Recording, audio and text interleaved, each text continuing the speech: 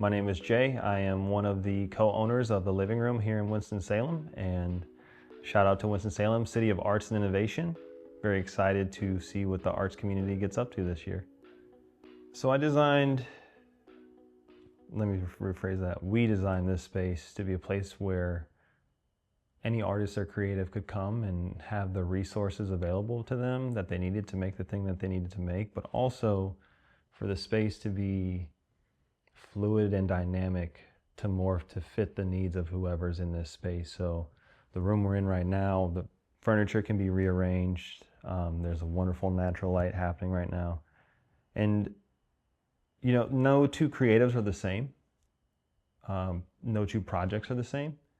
And so when designing this space, I wanted it first to be a place where you could come in.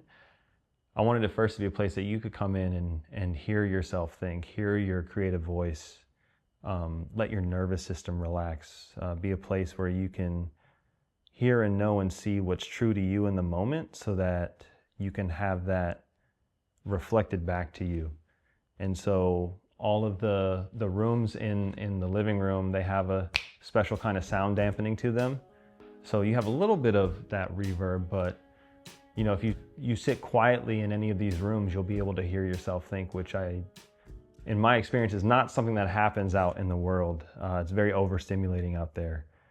And so visually, acoustically, all the above, really it's about having a place where your nervous system can relax, and so that you can hear your creative voice again and be in conversation with that again. So in terms of visually, I want to give a lot of love and props and praises and flowers to the co-founder of the Living Room, Jess, because she designed this space so well. She brought life into it, all the furniture, the rugs, the paintings, in the main creative space downstairs. That was her touch. And about 2 weeks into us making this space and deciding on what to bring, after her asking me, I told her, I said, Jess, I trust you implicitly because whatever decisions you've made up to this point have been fantastic. So keep doing what you're doing because you're doing a fantastic job. And as she's taken that and run with it, she's turned this into a very beautiful space. It used to be just 4 white walls, and now it feels like a creative garden that you can walk through and be with yourself. So my process for finding the soul of a project, it starts with trying to understand the person who's making the thing that they're making. Because I know for me, a lot of my creative projects come from the journey of life that I'm on and where I am in the moment. And so whether it's a record or a short film or whatever I'm making, that's kind of a snapshot of where I am in my life.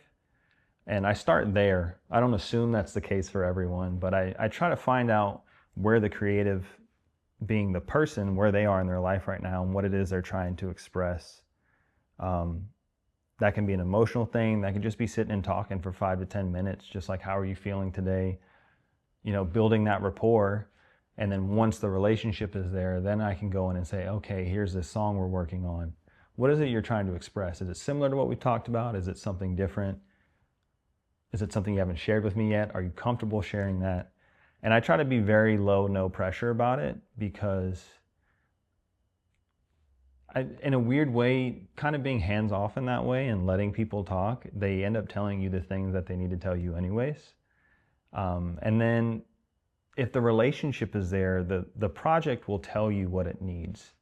And I think being a good listener more than anything else, in terms of listening to the person you're working with, but also being able to listen to the project will tell you what it needs.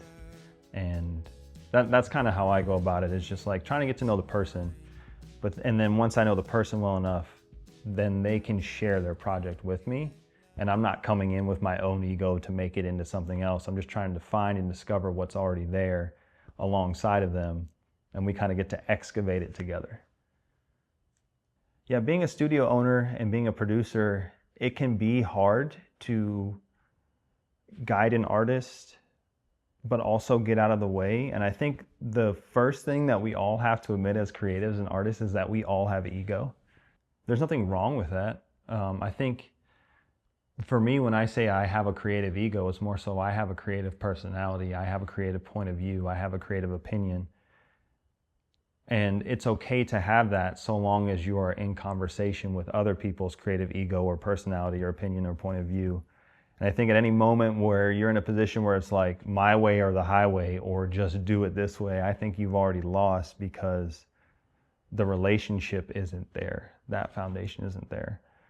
And so when it comes to working with artists and that balance between guiding them, but then also being open, it's really, my position as a producer is just to make sure that they're seeing what they're trying to do clearly, they're hearing themselves clearly, and to be objective, but also to still care emotionally as much as they do, and to hold that emotion with them so that they don't have to hold it themselves. The other thing that makes it easier for me to guide and not get in the way is I have my own projects. I do my own stuff. I'm always making my own things, making my own music, my own photography, my own filmmaking. So when it comes time to be working on something with someone else, I don't need to get my own stuff off, because I have my own arena and my own sandbox where I can be completely self-indulgent and completely do whatever I want. It's my universe. I am God in that place. And so if I want to make it sound weird and distorted and whatever, I can do that because it's mine. And what that does is when I'm working with other people, I have no need to get anything off, because I'm already doing it. But what's starting to happen is now people are coming to me to do my thing for them. And so it's in this weird way, by just being true to myself, for myself in these places, it allows me to show up better for other artists and creatives. But then it's starting to turn into this thing where it's like, but we want that thing too. Can you do that for us? I'm like, yeah, sure. And this is how it's done. So for any musician, podcaster, painter, or artist in general that wants to get started, I read something a couple years ago. It's one of those cliche, it can be a Greek or a Chinese proverb. It says, the best time to plant a tree was 10 years ago. The next best time is right now. And so what I would say is, A, that's true, like, just get started. But B, what I've learned in making my own projects is that I can see the vision, I can see where I'm trying to go, but I'm not the person who can do that yet. And so in order to get to that thing, I have to go on the journey of making the thing with the skills that I have now. And for a long time, I didn't allow myself to make things, because what I thought I could make and where my skill level were, there was a difference. What I wanted to make, I wanted to make these grand, amazing things, and I just didn't really think I had the skill to do that. But in the process of reaching for it every day, doing just a little bit, my skills have increased, and it's starting to compound to a point where I'm getting better at music faster than I've gotten better at anything else in my life, because I've been doing it every day, even if it's like 30 minutes a day or an hour a day or 2 hours a day, whatever time you can give to it. If you're disciplined and consistent and diligent over time, you'll get there.